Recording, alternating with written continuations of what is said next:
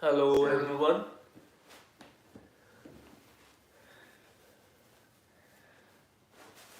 How is everybody doing?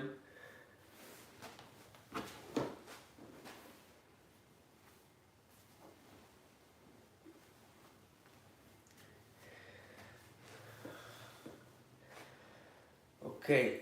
Joy, good to see you with a cup of coffee or soup or tea? Tea. Very nice. So today's discussion, what we have. Let me see. Hello everyone on YouTube and also at Zoom. There's several topics we have as a conversation. Let me get.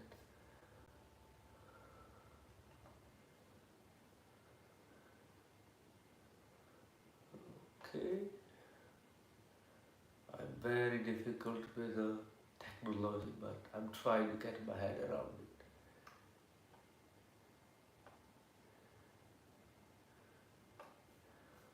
So, can everybody hear me? Point one.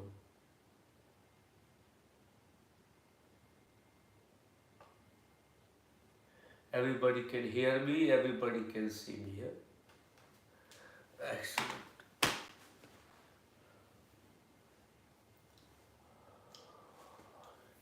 We have quite interesting topic today.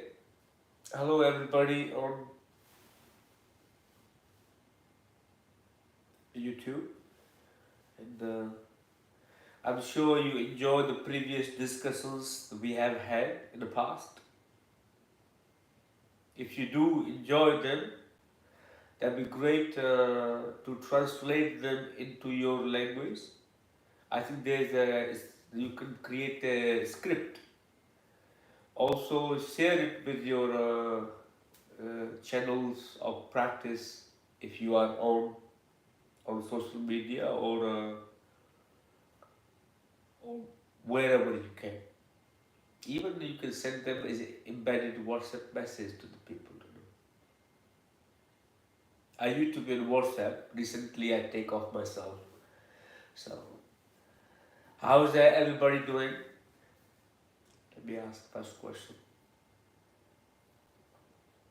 Everybody good? You feel good after your class, Joy? It's different, eh? So, I had somebody who's practicing yoga asked a question. I can't do this and this and this. I said I can teach you, not a problem. But say, how is that possible? I can't bend much.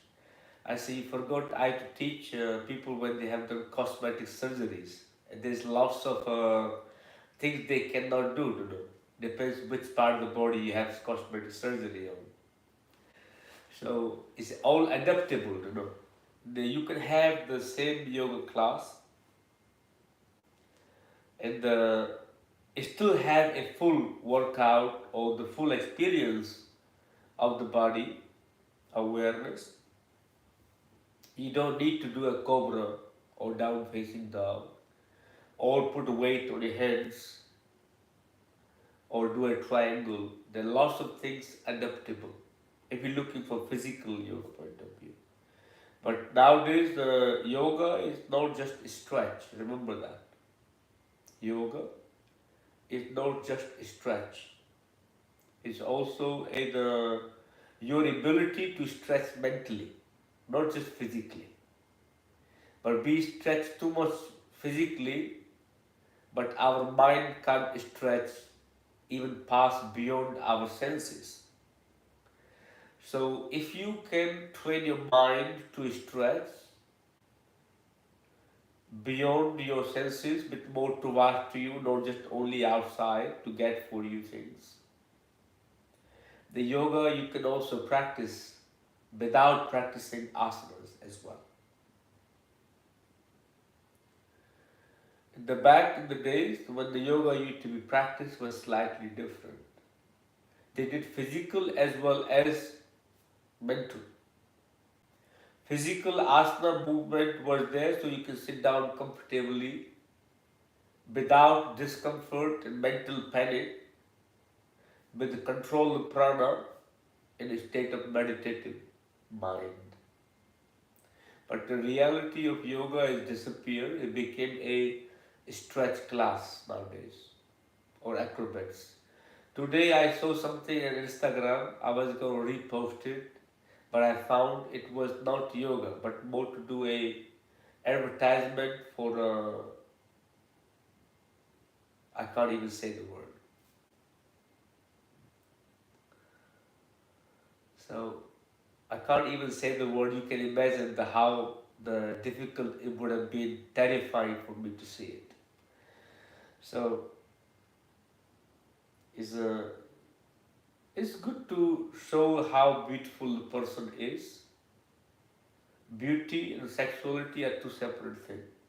The when you mixed your physical body selling kind of posters and make it look like into yoga, it actually gives a bad name to yoga. It's message to all the yoga teachers. To all the yoga teachers, if you do put your yoga posters, great to put them on social media, but don't make them look like a position for your personal intimate timing or a sexuality or about almost like sex pose. It's just not really yoga. It does, it demoralizes yoga. And if you make it seductive, why do you need to post this thing in the social media and under the name of yoga life, under the name of yogis? So, is there a few things to give a good value to yoga or take the yoga back to the standard that it used to be? Is a responsibility of every yoga asana practitioners. I cannot call them yoga practitioners. I call them asana practitioners. You're practicing one element of yoga. Please do make sure you do not abuse the name of yoga. Yeah, some people don't like my message. They will literally say, okay, dislike and disfollow. It doesn't matter. I'm not going to change what I feel. But if you do it, it's great. You can put your photographs in bikini, no problem. But make sure they are representing the value of yoga, not make them like in the word I can't even use, the sluttery, or what do you call them? So don't do that. It's just not really good fun things you see it. So that is one part. Second part, we go back. If you mind stay in that element relationship to yoga, your intelligence can never grow because your relationship of your intelligence or your awareness is not aligning to transform yourself or to see anything meaningful inside you rather than objectifying your own body. As long as you objectify your body, not for yes, your body is an object because you live inside it. But if you objectify and identify with your body as you are an object, not your body as an object, and make other people to see you as an object, you are subject to a control, limitation of the mind, manipulation of the mind. You can really never connect with yoga. A benefit of the real essence of yoga may never flourish through your life. So there's question, how does it mean to be fully present? How What does it mean to be fully present? And repeat again. What does it mean to be fully present? While being in a present moment or being fully present is a modern era statement, my personal viewpoint. Because past is also relevant, future is also relevant, present is also relevant. Is a state of mind, even you are in the past, you should be aware of it. You're no longer in the past anymore. If your mind goes into the future, planning, strategizing, again, you become aware of it, you're no longer in the future. If the present exists, the present moment exists, means you are scared or creating a wall with the past and also with the future. What is present? Not from yesterday. What moment before? What is the future? Moment after. As long as you stay in this moment and with a conscious effort, somewhere deep down inside, there is a fear that you may go into the past moment or the future moment. Important part that you are aware whatever state of mind you are in.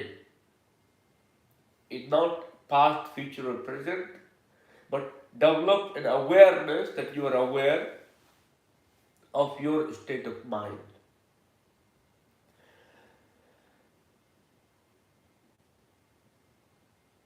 If you are meditating, your body is here, but you have transcended your awareness beyond the body. You are no longer aware of the body, but you are not there yet, but you are aware of that time. Your physical body is still there in a physical format, but you are aware of what is happening in that moment, state of mind, or your awareness is there at the time. So, fully, what does it mean to be fully present?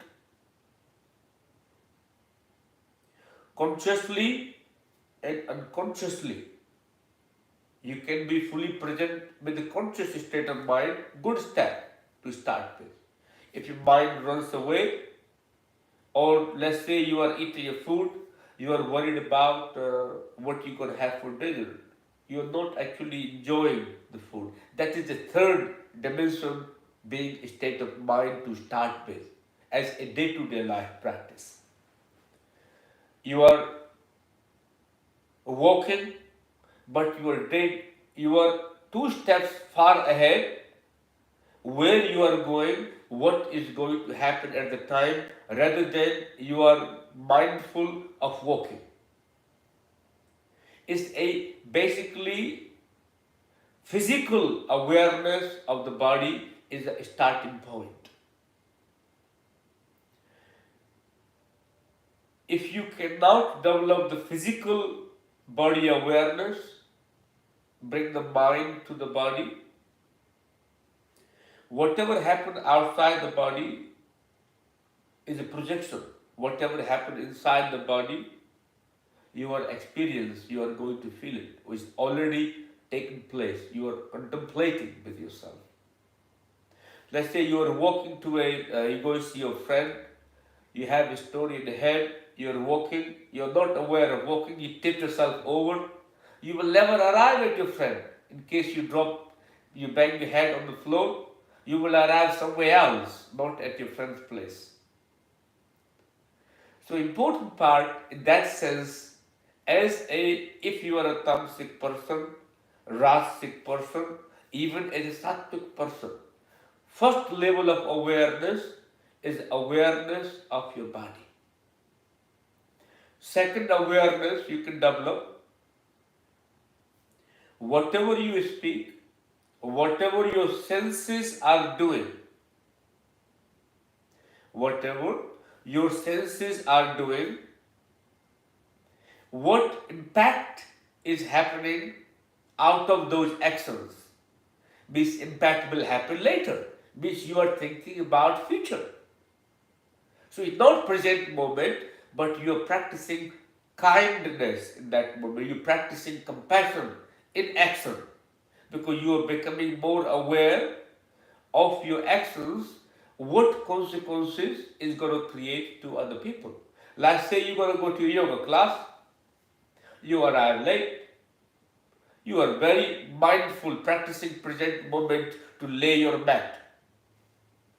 It's third dimensional practice, but you so observe to go to yoga class, very mindful, and you drop your bag, makes noise, somebody sitting quietly to meditate. They jumped out of their skin. That's not very mindful. You second level of mindfulness comes mindful of your actions. Not what you are doing as day to day, but what the way you process and what consequences is going to happen. Bit more intellectual or intelligence to your actions. First was gross awareness of your actions, you coming back to that actions, then bit more intelligence to that actions, what is impact it will have to you and everybody who will be around it. Then you lay the yoga mat, people are meditating, all the dust blew off and it goes in everybody's face. And the mat was laid so much noise that it really made like 5 or 6, almost 80% of the people around you very uncomfortable. You were very mindful, practicing present moment, laying your mat very mindfully.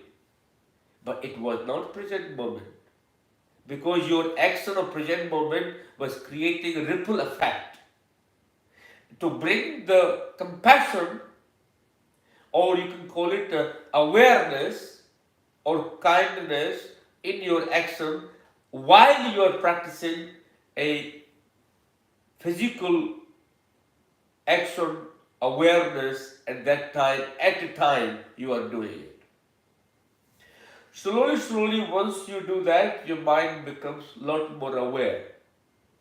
Even when you're going to sleep, you will develop the awareness in the unconscious part of your brain. Your 1/10 of your awareness capacity you are living from when you are sattvic person, never mind tamasic or rasic. When you say you are really awake and conscious and meditating, that time you are living only 1/10 of your awareness capacity. Your 9 out of 10 possibilities or your capacity of your awareness is still dormant, unconscious or subconscious, how you call it. Slowly, when the practice you have done in a physical terms, when you go to sleep, I am falling asleep. You start watching. The moment you are falling asleep, you're not watching that you are falling asleep, you're watching the sensation, you're watching the energy that is happening at the time. Not surroundings, but also awareness of it. So there is no longer past, future, or present. It's only you and your awareness, what is happening through your body, through your senses, you're developing the awareness of it.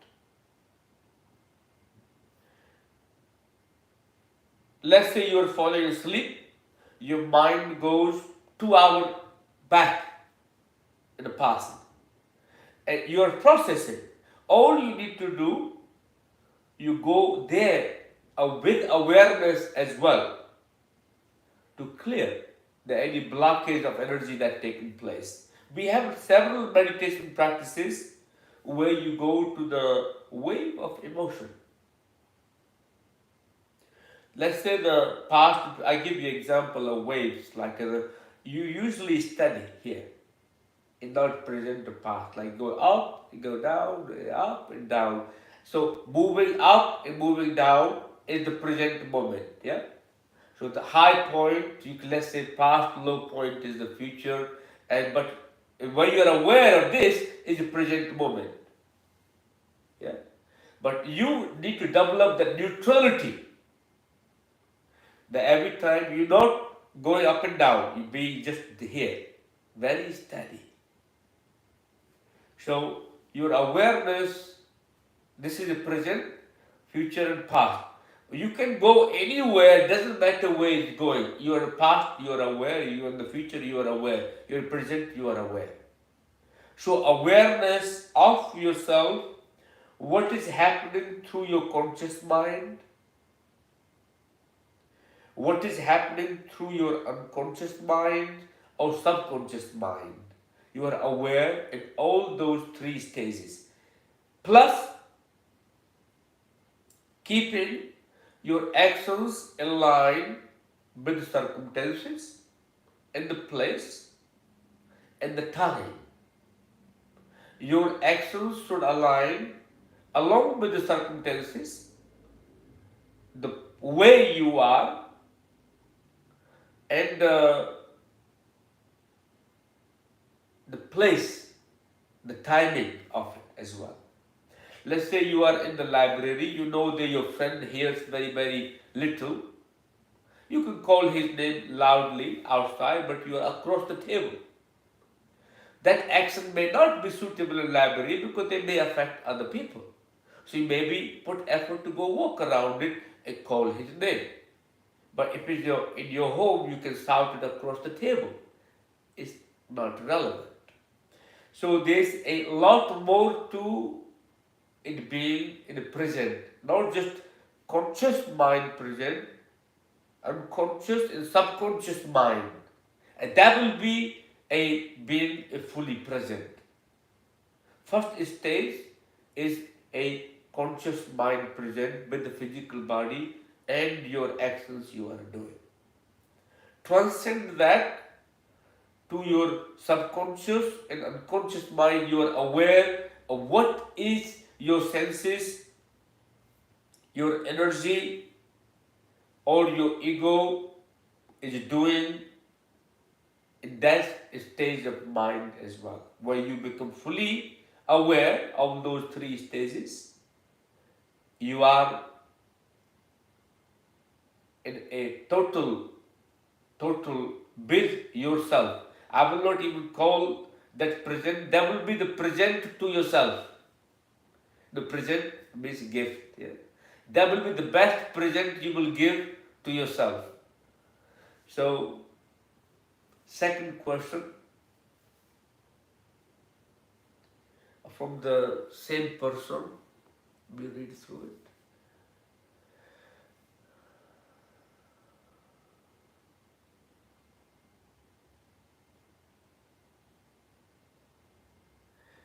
Do the meditative state when body cells disappear could not be fully present?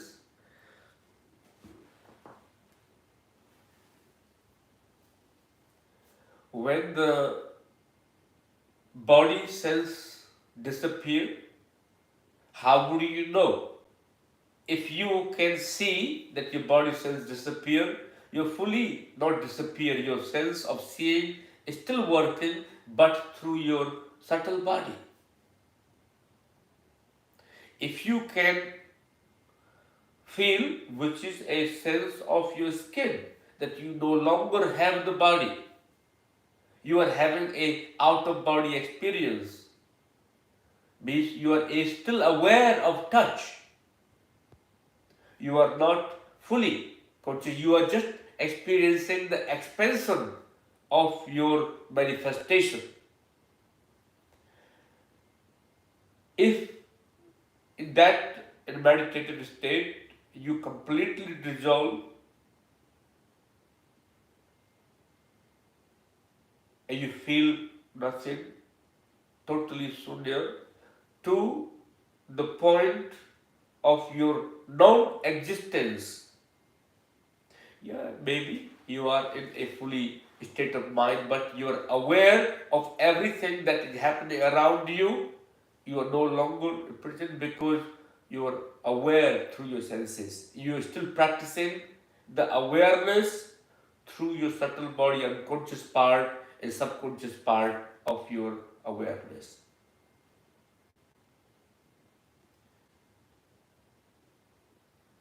What is consciousness? Awareness cannot exist without mind. Is other way around. Your mind cannot exist without awareness and consciousness. Your mind should dissolve into your awareness and consciousness. Your mind comes to a manifestation when you are away from your consciousness and from your awareness. Your mind becomes of whatever conscious you are conscious of. Your mind becomes whatever consciousness your mind is aligned with, you become conscious of that. What's the difference between simple awareness and what is the difference between awareness without mind or simple awareness? I don't think that I understand that question. I will lead to that point.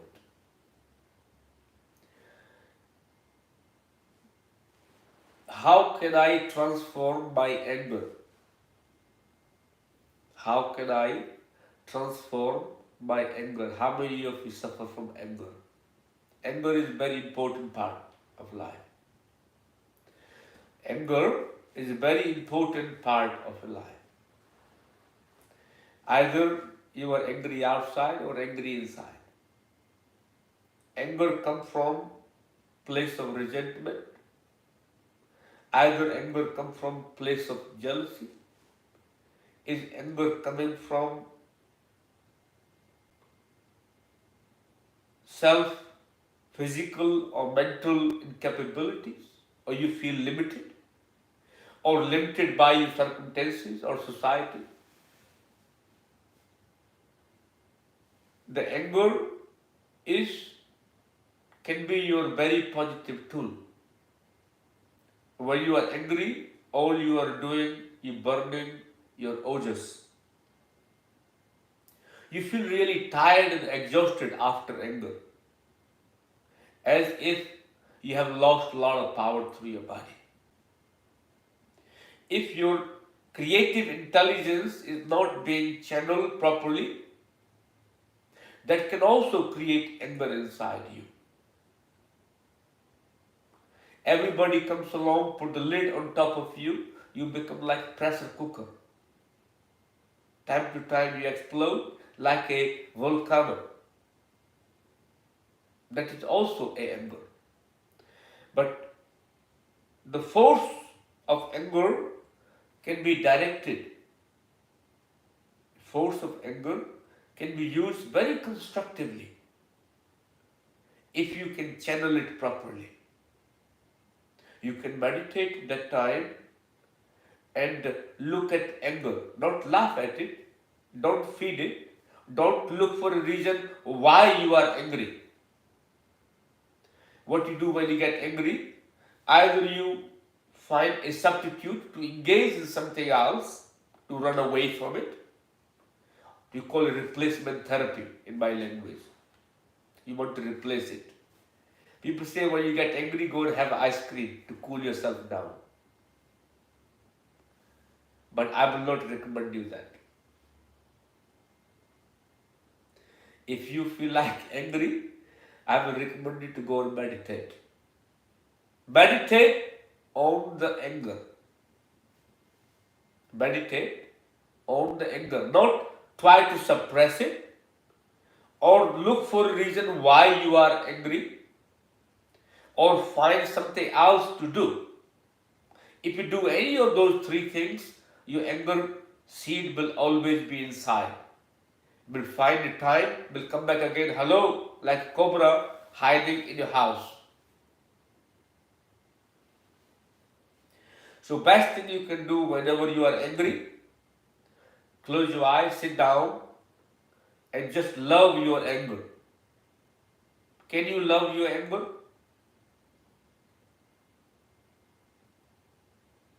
Can you love your anger fully?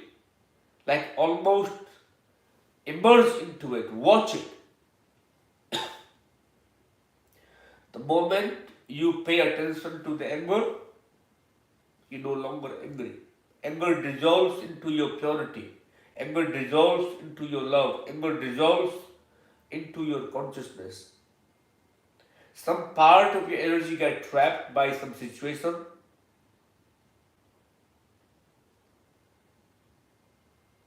and you feel angry. So how? If you feed it or cut off it, that part of your energy is gone. But if you bring energy to it, you break the barrier of anger, you take that energy back. Take your awareness back. Rather than compartmentalizing some parts of you, okay, this thing makes me angry, I will never look at it again. This person makes me angry, I will never communicate again. Oh, this when I do these things makes me angry, I will never do it again. Like yoga sometime. You come to my yoga class, I guarantee you feel frustrated. You come to meditation class sometime, you feel angry. I didn't really enjoy that because it was very difficult to meditate. I will never do it again.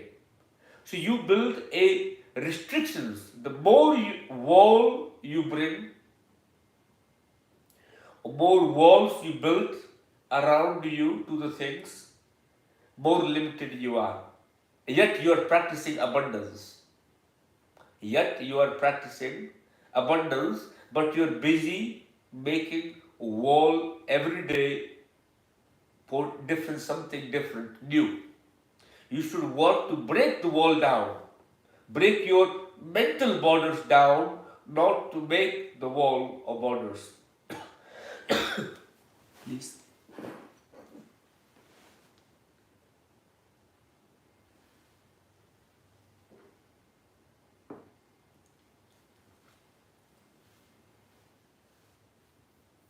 So, if your mind is busy to fight the anger, you can never win. Neither you will resolve it. If you start loving the anger, I'm pretty sure sooner or later your mind will realize it's not worth getting angry because I will never get any attention from this person. So better is no need to get angry. You will develop more compassion to the situations, also towards to the anger. So it will not make any difference when you are angry. Your anger will be full of compassion. Your anger will be full of love because you are loving the anger too. You only love good things that happen to you. But why not love anger too? That is also happened to you. Does that make sense to you what I'm saying? Or too confusing? If somebody give you nice beautiful rose, you love it. If somebody give you the stick of the rose that have a thorn, spiked it, it makes you angry. It's still a rose. You can just love it. Just see it as action somebody giving you thing rather than objectifying it. Even somebody swears at you, somebody gave you something. Somebody tells you how beautiful, handsome you are, and somebody tells you how ugly you are. Still somebody gave you a compliment. See it as a compliment. Don't judge it. Appreciation. Somebody gave you thing. I tell you a story. I remember I have a very beautiful friend of mine. I will not disclose the name or the country because the person actually watches me and follows me. He will be very disappointed. But he will know this incident. I told him on his face. And some of you also met him. The He's very very gentle soul, a very devotee, very, very devout person, very spiritual person. Indian summer in North India is quite hot. I used to see, I wasn't that aware at the time. I should not drink fridge water. He had a refrigerator in his house. So I used to go in summertime, take a bottle to fill it up with the cool water so I can really enjoy the cold water. But now I only drink hot water. I don't even like cold water. So I used to go to him, and one day I walked like a half a kilometer to get to his house. And he tells me off, why do you come every day to get a cold water? Makes no difference to him. But you should get water on the way, there's a tap, fill it up. I must say, I like cold water from your fridge. He got really upset. He said, go get water, come back after. I walked. At the time I was thinking, I can be angry. He gave a lot of negativity. He gave a statement that can make me angry to my friends. So what's wrong with you? Gave me a glass of cold water. I walked half a kilometer to get water. I can be angry about it. So he gave me the energy of anger. He gave me the energy of frustration. I can choose to be angry, or I can have compassion towards it. I walk away, get water, come back. I say to him, thank you. I got to do a bit more exercise. Or I just tell him thank you simply, and I take his negativity. Rather than me contributing to it or building a wall, I say, I will never come and see you again. I lose a friend. It's not about water. I will never see the person again. Maybe occasionally 6 months later, he might even give me a cold water. I will lose that as well. So it's sometimes when you get angry, you don't really do anybody a favor. All you do, you shoot yourself in the own foot. Anger is like you burning your bits of yourself. Fire. You burning your own energy. So when you get angry, you are not doing anybody a favor other than hurting your own self. So that's the point of anger. Sorry guys. There is one more question.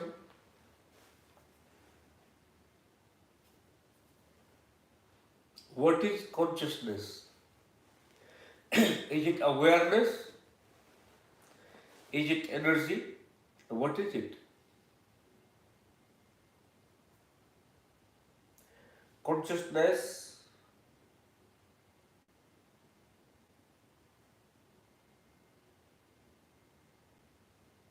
is your energy, and whatever your energy is aligns with, that's what you become conscious of. Okay, you can be a Buddha conscious, you can be a self-conscious, you can be a nature conscious person, you can be a Krishna conscious person, you can be a Shiva conscious person.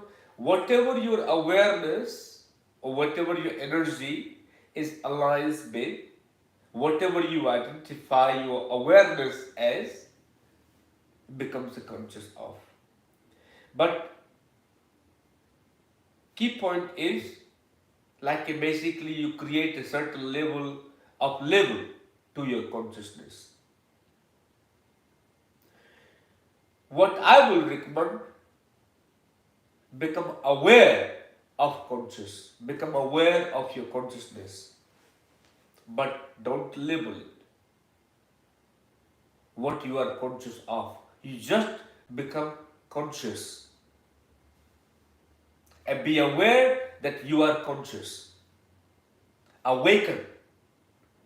Conscious means awaken, and that your awakening is aligned with whatever it is, and becomes a sack to culture or your mental limitation, the boundary of your awareness. I will recommend you just to become conscious, just to become awake. So, awareness helps you to be conscious. Awareness is a process. Awareness is more subconscious and conscious part of it. Where you go deeper, slowly, dropping the layers. When you are conscious, you don't need to be practice awareness. You may be aware or not aware that you are conscious becomes irrelevant. I know lots of siddhas. As long as you are aware that you are aware of conscious, you still have a little bit of ego about it. The when you drop the awareness that you are just conscious, not even aware that you are conscious, your state of siddha. It makes no difference to you that you are conscious or not conscious. You are no longer relevant. You no longer identify that you are conscious person. You drop the awareness of that as well. You become we call it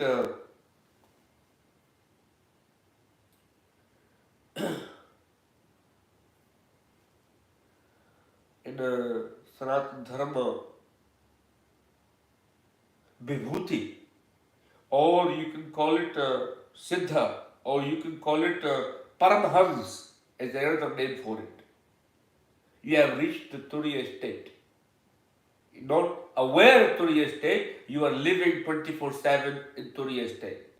You don't need to practice awareness of it. You are 24/7 there. So awareness becomes irrelevant.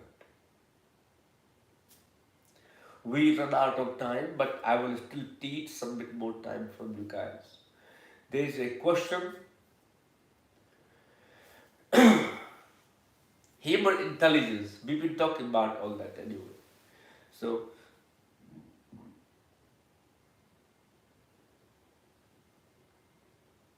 if we are built from same material, yes, we are built from same material, but we are not same. Our sizes are not same.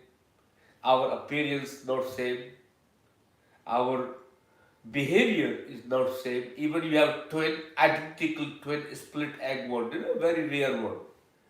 But their desires are totally different. Their behavior, one is very honest, one is not very honest. Karma. Also the spirit, the jiva inside. Even you go same education, everybody doesn't come out the same. So we are made from same mass, which is volume, matter combined together, including atoms. How come the capacity to grasp things, some people have slower, some people have faster. It is subject to the relationship to their senses.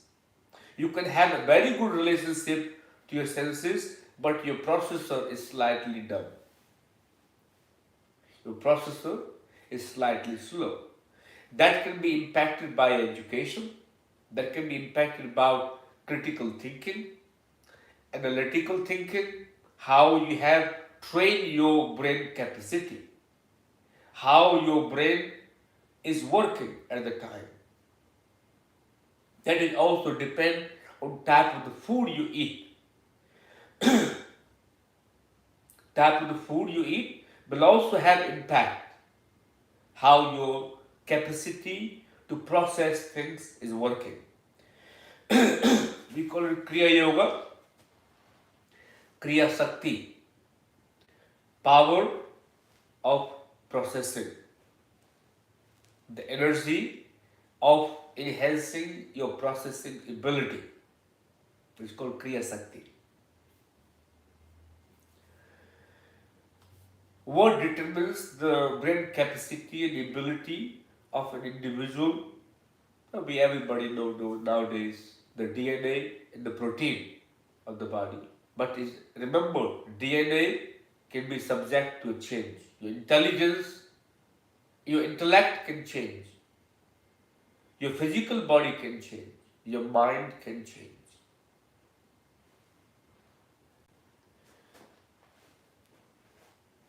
Can somebody improve the processing ability or intelligence after certain age? Absolutely, you can change. As long as your senses are working, you are capable of doing absolutely anything as long as you have a strong willpower and desire to do so. Let's say can I walk on my both legs despite some people will ask some what do you call it, very strange asking question for sake of being difficult. After losing the both legs, can I walk on my both legs? Possibly not. But artificial legs, yes, you can walk. So everything is possible as long as your senses are working. In the capacity of processing your intelligence after certain age, even your brain become very stagnated or very stuck in behavior patterns. Your behavior is subject to change. Remember, karma is subject to change. Your behavior is circumstantial. Your behavior is not fixed. You behave as per requirement of circumstances and the place you are in, a situation you are in, time you are in. So obviously you can transform yourself. What advice I will give for to sharpen the person's ability and develop with more intelligence and awareness? Pranayama and meditation. Two fundamental facts. Pranayama and meditation. Awakening of your physical body to create a mindful relationship of your body movement. If you are not aware of your body, what is happening inside your body, how do you react through your body, it will be very difficult to develop the awareness. First part, physical body relationship. Second part, the pranayama to recharge and transform the dead energy inside you, increase the vitality and prana level. In meditation, to see things with more clarity. I'm talking about very third dimension practice. Everyone, if you want to have a good healthy life, practice good asanas,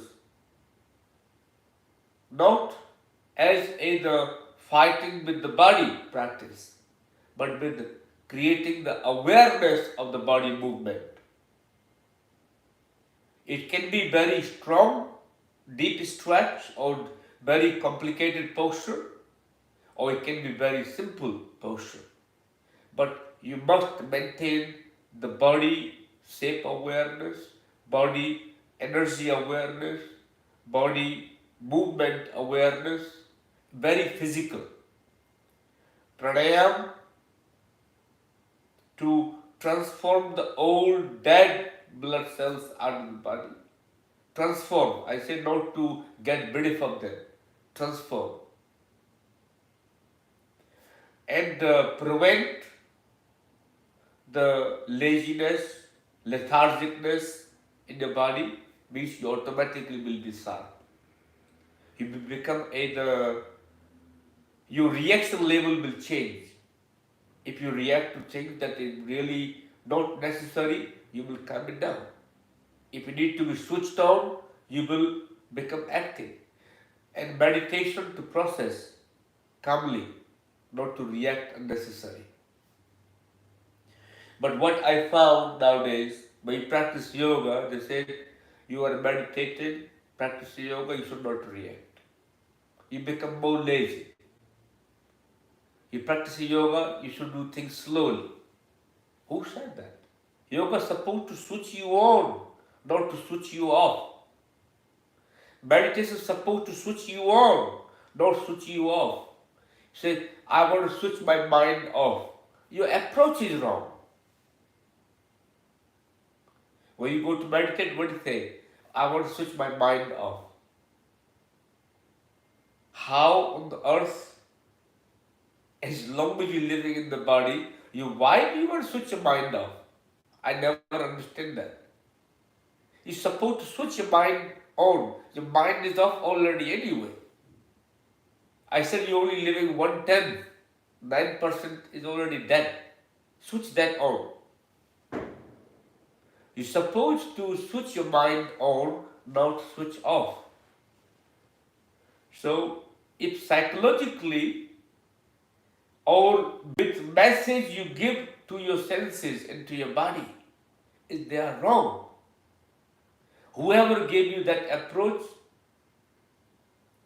was not in your favor, who absolutely want you to stay dumb or not want you to progress or would like you to stay where you are so you become a ongoing regular client basically. If somebody tell you, let's switch your mind off, you should get up and walk away immediately. Say, you are not for me. I want to switch my awareness on, I want to switch my mind on, not off. Meditation is not to switch your mind off. So, on that note, I will not take much time from you. What pranayamas you can do? There is, I think, one class a week I teach on Tuesday. Come and participate online with me. Meditation every Wednesday morning is free to public. Anybody can do it. All I teach body awareness. If you can become aware of your body where you live, you obviously developing awareness of yourself. On that note, Hari Om. Thank you everyone.